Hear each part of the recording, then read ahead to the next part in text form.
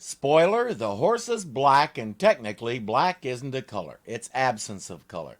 And he has a white blaze on his face, and white isn't a color either. It's all the colors together. So for any pedantic commenters, beat you to it. Ha ha.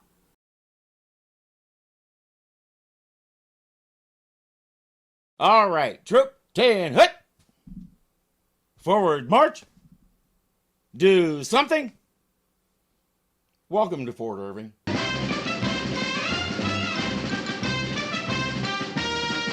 You'll go down in history, right alongside of Robert Fulton and his steamboat, Eli Whitney and his cotton gin, and now Morgan O'Rourke and his horse wash.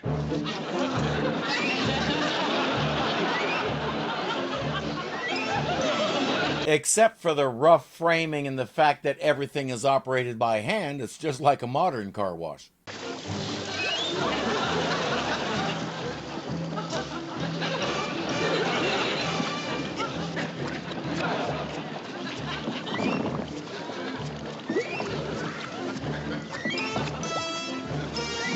And that is one well-trained horse. Moving on to the rinse cycle.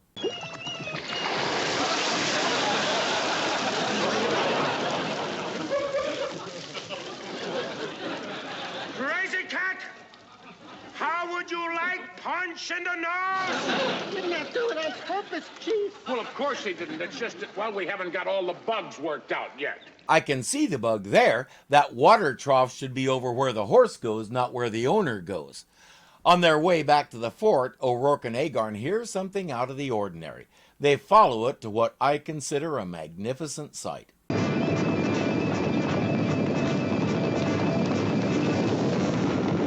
I lived in northwestern Wyoming for 10 years. Yes, contrary to popular belief, Wyoming does exist. Just barely, but the empty space is there and we have to occupy it with something. Nature hates a vacuum. Anyway, there was a herd of wild horses that lived in a stretch of empty desert not far from us. Every so often when we were going somewhere, we could catch a glimpse of them. If you ever get the chance to see a herd in person, I can just about promise you won't forget it. There are few things on this planet that raise an earth-shattering cry of freedom better than wild horses. Everything about such an animal cries, "You ain't gonna tame me." You might try, and you might get a hoof in your face for your trouble. Leave me alone. And the smart humans do leave them alone. If we do hunt for them, we don't take a rope, we take a camera. Many of these herds were established as far back as the colonial days and beyond. They're a great symbol of the freedom we preach in this country. Which is why this is going to anger me a little. Yeah, but I think the king of that herd is that great stallion, Black Devil. Oh, that's the horse you were telling me about the other day. Hey, look at that. Sarge, he is really beautiful. You know something? If we could capture that horse, we could make a fortune. Sell him to that Wild West show that's coming to town. It always comes down to the almighty dollar with O'Rourke. I have news for him. You rope that horse and put him into captivity, and you might as well shoot him because he won't live much longer. He won't want to. Even so, a lot of people want to make a buck off of Black Devil. Someone even fenced off the canyon the horses are in.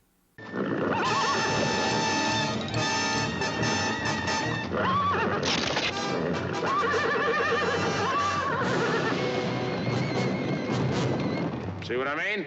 See how determined that horse is to be free? Now let's go catch him and put him in a cage. Oh, Wilton, I'd give anything in the world to have a horse like Black Devil.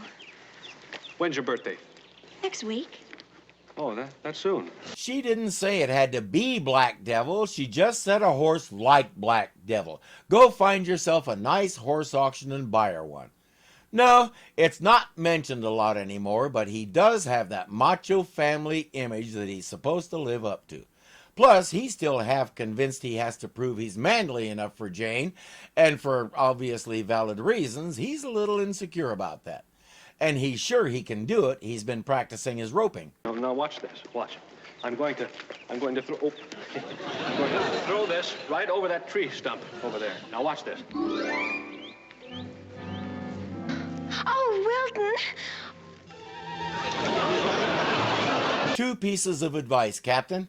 First, make sure you're far away from any tree limbs, and second, don't pull on that rope. He goes back to the fort and has Dobstart helping him learn how to rope. Meanwhile, O'Rourke and Agarn are trying to enlist help from the Hatchaways, except they don't do roping and all that stuff. They have another way, horsenip. It's like catnip, only for horses. Just hide around camp, and pretty soon wild horses come down from hills into camp. Drive them out of their alfalfa-picking minds. Wait a minute. Let me get this straight. You mean just hiding that stuff around you can catch wild horses?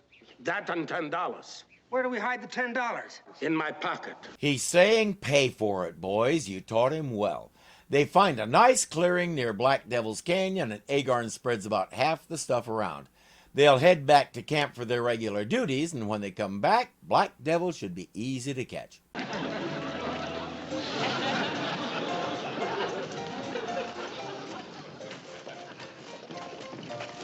They decided to go to the saloon and celebrate instead. Hey guys, who's your new friend? Does he want a beer too? Now,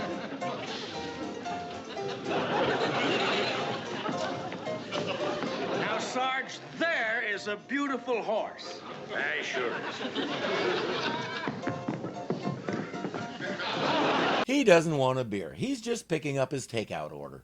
Agarn has another idea. Well, I've been thinking, Sarge, the one thing boys are always looking for is girls.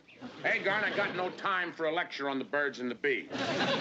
What about the birds and the bees? I couldn't find the clip in time, but I remember when Yogi Bear told Boo Boo about the birds and the bees. He said the birds have feathers and the bees make honey. I have a feeling that's as much as Boo Boo could handle. Agarn's point is, a stallion is usually on the lookout for a nice filly to spend time with. They'll try to lure him with their most gorgeous filly, Zelda. No, that's my daughter's cat, Zelda. Seriously? Yep.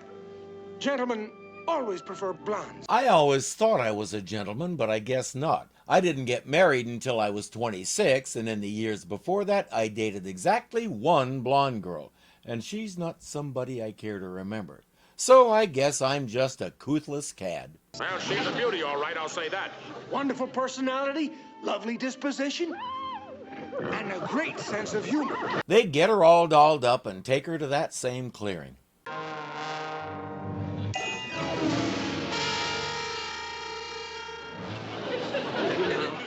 Steady now. Don't be afraid. Don't be afraid. Now, no, whoa. Nobody's going to hurt you. Whoa. Captain Parmenter, what are you doing up here, sir? Oh, hi, Corporal. I'm roping a wild horse. There's nobody else around to dump the job on, so Agarn has to tell him. When the captain explains why he wants to catch Black Devil, Agarn says, I'm here to capture him too, but I've changed my mind. I'm going to help you catch him for Jane. Captain, if you want to give that horse as a gift to the girl you love, and you came up here to risk your life against Black Devil with just that tiny piece of rope in your hand, well, that is just the sweetest thing I've ever heard. Whatever they're going to do, they better do it quick, because here he comes. Hey, who? I begged Zelda not to play hard to get. Corporal, better get your rope ready. Uh-oh.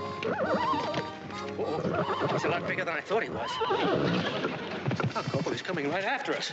Head for that cave! He keeps them trapped for over an hour and doesn't show any signs of giving up. Captain Parmenter has an idea. Try singing to him. See if music really does calm the savage beast. Rock-a-bye, baby, on the treetop. When the wind blows, the cradle will rock. When the bough breaks, the cradle will fall. And down will come, baby, cradle and all. Looks like it's working.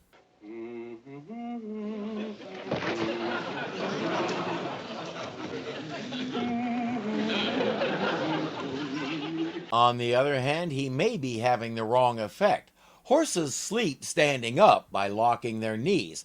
When a horse lays down, it usually means either he's trying to scratch an itch or some other discomfort, or there's something wrong and you'd better get him to a vet, quick. Work, Dagarn, he's asleep. Come on.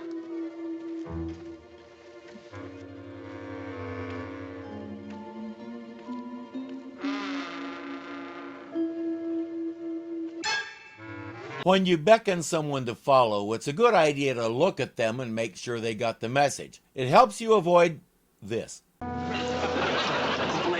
Corporal Agard, wake up, wake up. What? Where are we? You wake up, Black Devil. It's too late. Jane found out that Wilton came up here to catch the horse by himself, so she arrives with her own rope at the same time O'Rourke does. He's mine, O'Rourke. I saw him first.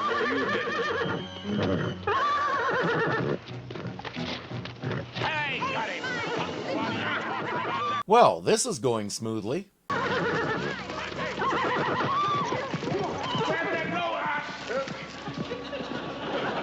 I repeat, this is going smoothly for Black Devil.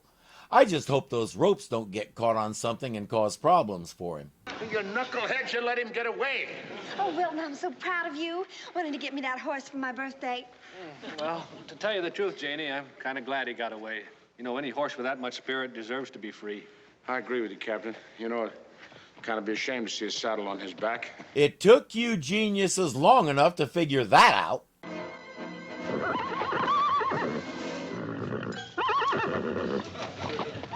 Look at that, he already managed to get rid of the ropes.